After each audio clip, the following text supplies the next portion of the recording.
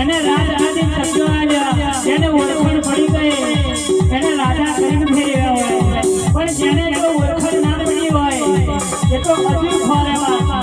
પણ કહેવાય છે સોના નાનપણ તો મારા ઘર ભુવન બોલી હોય, જેવી મારી મેળવી એવી એની મેળવી છે.